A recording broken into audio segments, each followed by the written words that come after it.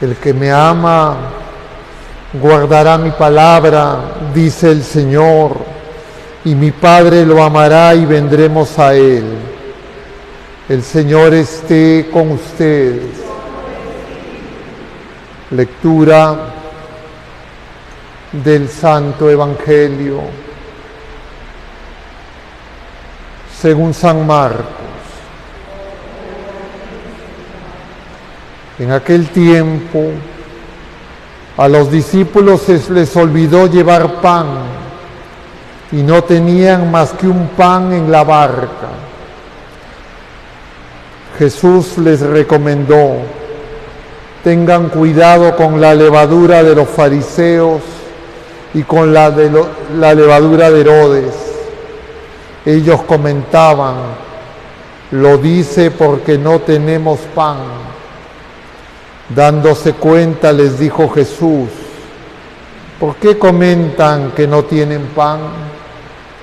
¿No acaban de entender? Tan torpes son. ¿Para qué les sirven los ojos si no ven y los oídos si no oyen?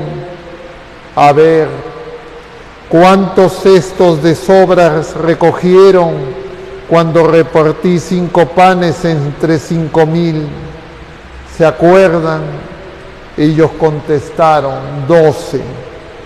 ¿Y cuántas canastas de sobras recogieron cuando repartí 7 entre 4,000? Le respondieron: 7. Y Él les dijo: ¿y no acaban de entender? Palabra del Señor.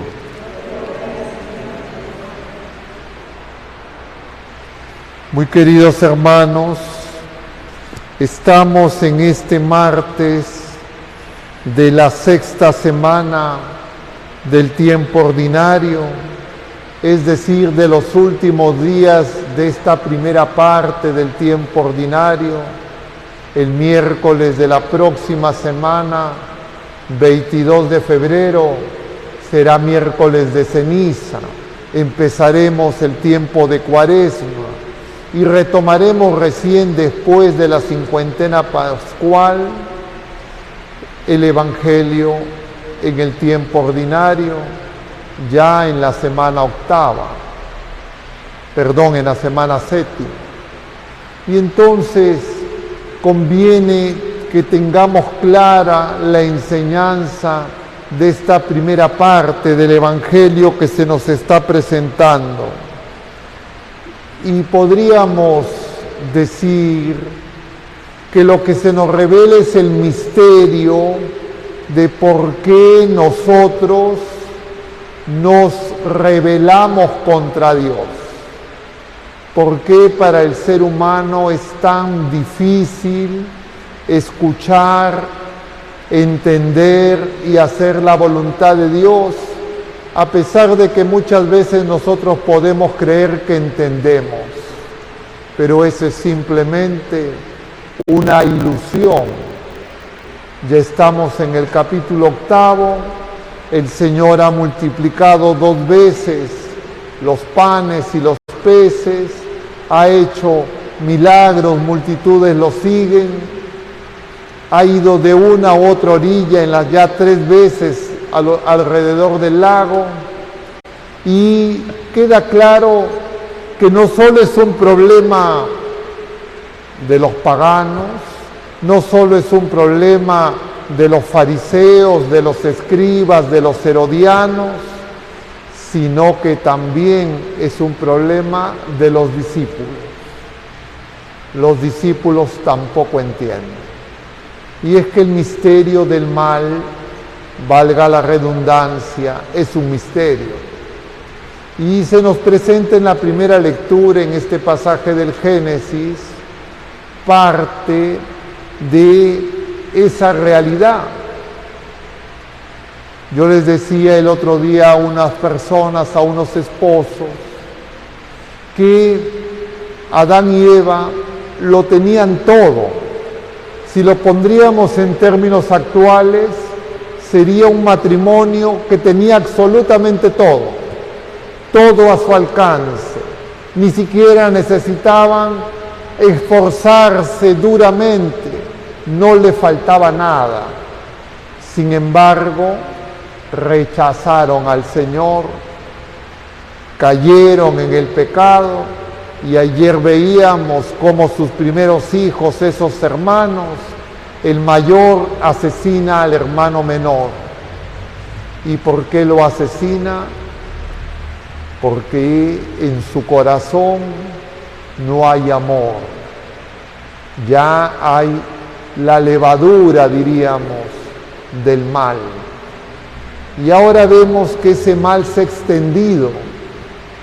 Se ha extendido tanto que ya el Señor dice en ese tono del Antiguo Testamento, en el Génesis, se arrepiente de haber creado al hombre. Y viene la purificación, la primera gran purificación, que es la purificación del diluvio. Claro, puede creerse que eso es un castigo, es una purificación. Es una purificación que va prefigurando las purificaciones del Antiguo Testamento y que llegará solo a la plenitud en la purificación en Cristo y en el Espíritu Santo.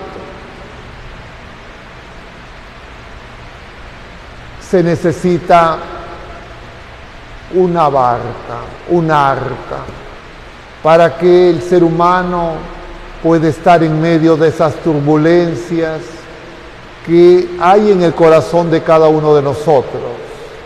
Y entonces vemos ya en el Evangelio capítulo 8, luego de que el Señor no ha querido atender esas pruebas, a esas preguntas, ese pedido de signos para probar que Él es Dios, que viene de Dios, que le habían presentado a los fariseos y les dice, como veíamos ayer, que no se le dará un signo a esa generación perversa. Y esos pasajes y esas palabras son figuras de la tentación de Satanás. Satanás lo que hace en nosotros es justamente que dudemos de Dios, que desconfiemos de Dios, pero es mucho más profundo porque es el misterio de la realidad misteriosa de la libertad que el Señor otorga a las criaturas personales y simultáneamente el riesgo que esa misma libertad hace para que el ser humano se mire a sí mismo con narcisismo, con egoísmo, porque ese libre albedrío se puede usar no para la verdad, sino para el autoengaño y el engaño de los demás. Y podríamos comentar brevemente algo para que nos demos cuenta de la gravedad del asunto. Nosotros podemos decir, bueno, pero eso es culpa todo de Satanás. Efectivamente, las criaturas humanas, desde nuestros primeros padres, el pecado entró por la serpiente antigua. Pero tendríamos que preguntarnos, ¿y cómo entró el pecado a la serpiente antigua? Porque fue creada buena. Y entonces, ¿quién la tentó?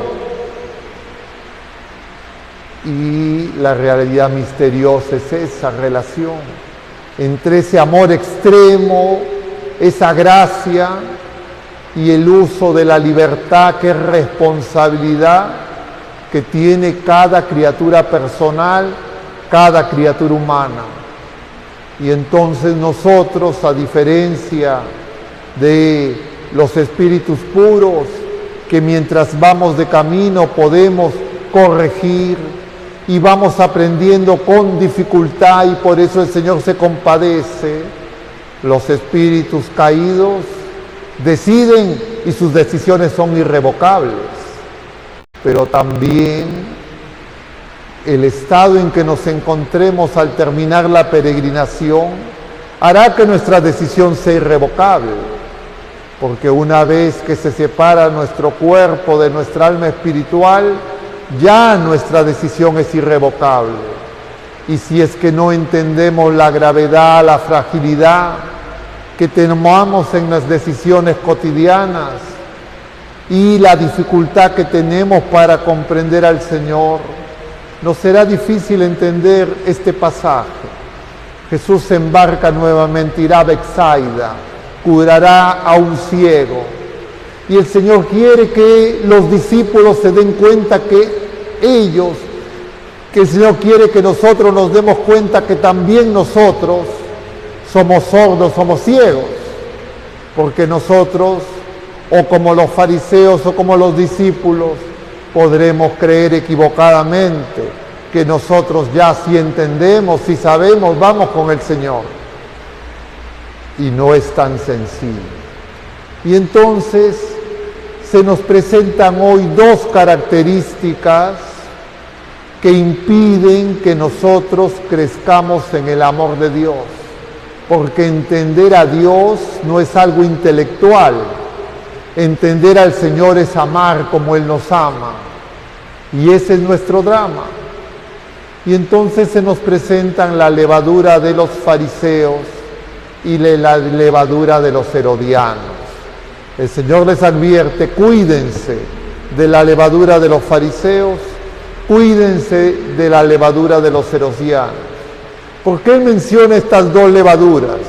Porque ya veíamos al final del capítulo 3 de este mismo Evangelio, luego de la curación en sábado de ese paralítico, de ese hombre con la mano en sábado y que le dice estira la mano, y el Señor dirá, es bueno, que está bien hacer el bien el sábado o hacer el mal.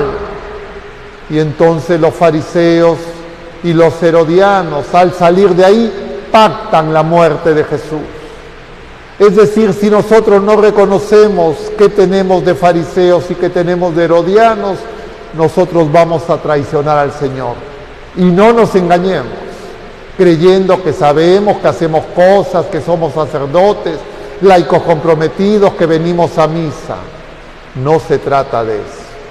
Se trata de acoger el don gratuito y que viene de una manera tan sencilla que lo podemos despreciar. Tratemos con la ayuda del Espíritu Santo de comprender la enseñanza de hoy. ¿Y qué es lo que caracterizaba a los herodianos? A Herodes. Herodes, tanto Herodes padre como Herodes Antipas, son lo opuesto al reinado de Dios. No quieren a Jesús. El padre manda, apenas se entera de que ha nacido en Belén de Judá, a matar a todos los inocentes. El hijo, a pesar que dice que escuchaba con agrado a Juan Bautista, para, entre comillas, no quedar mal ante sus invitados, acepta cortarle la cabeza a Juan ante el pedido de la hija de Herodías. ¿Y eso qué es? Valga decirlo de manera sencilla, es nuestro orgullo, es nuestra soberbia, es nuestro afán de supremacía, de imponernos a los demás, que nos impide amar. Y si es que no amamos, no estamos entendiendo al Señor, no somos sus discípulos. Pero a veces uno cree que ese es el carácter, que ese es un chiste, que no es una cosa grave. Y entonces uno se acostumbra y con la gente hace bromas y bueno, así soy yo. Grave peligro, grave error. Hay que tener mucho cuidado. Pero además está la otra levadura, la de los fariseos, la levadura de aparentar y preferir, igual que en el caso de los herodianos, el juicio de las criaturas, la opinión de las criaturas, más que el juicio del Señor. Y entonces nos buscamos nuestro grupito con los que queremos, entre comillas, sentirnos que estamos todo bien y despreciamos a los demás.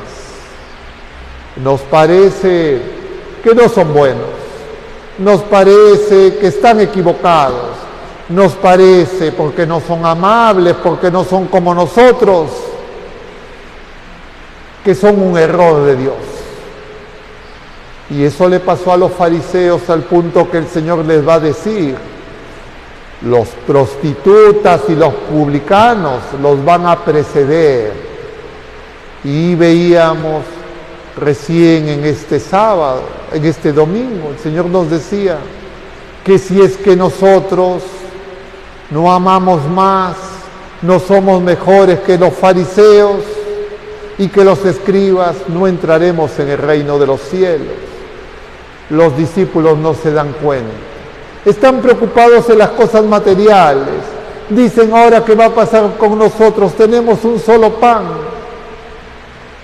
Están con el Señor, con el pan de vida que ha bajado del cielo, pero los agobia lo pasajero. Lo pasajero y la apariencia les impide, les embota la mente. Y a pesar que están con el Señor, a pesar que han visto que ha curado a la hemorroísa, que ha resucitado a la hija de Jairo, que ha calmado la tempestad, que ha multiplicado los panes, no lo conocen, igual nosotros. Por eso es que nuestra fe tiene que ser probada. Nosotros no podemos decir: yo tengo fe, yo tengo esperanza, yo soy del Señor, yo soy clérigo, yo soy laico, pertenezco a algún grupo, yo sí estoy bien. No, hermanos, eso tiene que ser probado. Recién después de la prueba sabré. Pero lo que nosotros no sabemos es en qué momento vendrá la prueba. Y la prueba puede ser la prueba definitiva, o puede haber pruebas que por misericordia el Señor nos conceda antes para que reaccionemos. Ayer celebraba la Santa Eucaristía y pedía por un joven acólito de esta parroquia, Sebastián. Estamos pidiendo por él también hoy. Él está gravemente enfermo. ¿Cómo ocurrió eso? En un accidente. No tenía una enfermedad previa, no tenía ningún problema de salud, aparentemente sano, aparentemente se estaba divirtiendo, y instantáneamente todo cambió. Y me servía a mí para recordar que hace 6 años vi una experiencia parecida, también en un joven, en otra parroquia. Este joven había sido acólito en la parroquia, había sido catequista y iba al hospital Rebagliati muchas veces a ayudar. Y también este joven, sin ninguna enfermedad previa, aparentemente todo bien, y un día sale de su casa a visitar su familia en esta ciudad llena de violencia, y una bala perdida le destroza el cerebro. Entra en muerte cerebral. Finalmente su familia decide donar sus órganos. 7 personas recibieron distintos órganos de Mateo. Y esto nos recuerda que nosotros no podemos presumir, nosotros no sabemos, nosotros no somos Dios, solo el Señor sabe, y nosotros no podemos decir: bueno, ya entendí, a ver más tarde, a ver mañana lo haré. Hoy tiene que ser.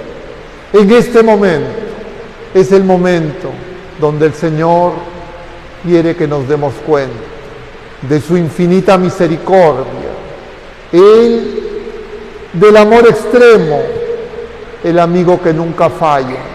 Ahora la gente va a salir a celebrar, no a San Cirilo y Metodio, hermanos que evangelizaron Europa, patrones de Europa, sino el llamado Día del Amor, de la Amistad, de San Valentín. Pero ni conocen a San Valentín, ni conocen el amor, ni conocen la amistad. Y entonces muchas de esas personas van a creer equivocadamente, porque el mundo así les engaña, que es en el pecado, que el amor posesivo, que el mero placer es lo que necesitan. Y esa levadura de Herodes, esa levadura de los fariseos, que el Señor advertía a la iglesia en sus inicios, ahora también la vemos, no solo en el mundo, también en la iglesia, también en nuestros corazones. Por eso imploremos la misericordia del Señor, para que se apiade de todos nosotros, de la humanidad entera, porque si es que nos apartamos de Él, no podemos, pero podemos estar aparentemente muy cerca de Él, aparentemente participando de los sagrados misterios, pero eso no garantiza que nuestro corazón sea misericordioso como el corazón de Él es misericordioso.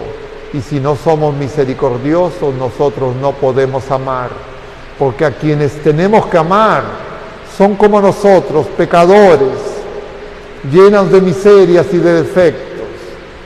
No somos amables. Pidamos pues al Señor de la Gloria que nos conceda la gracia de una sincera conversión para que podamos encontrar la paz en la vida presente y cuando acabe nuestra peregrinación terrena. Que así sea.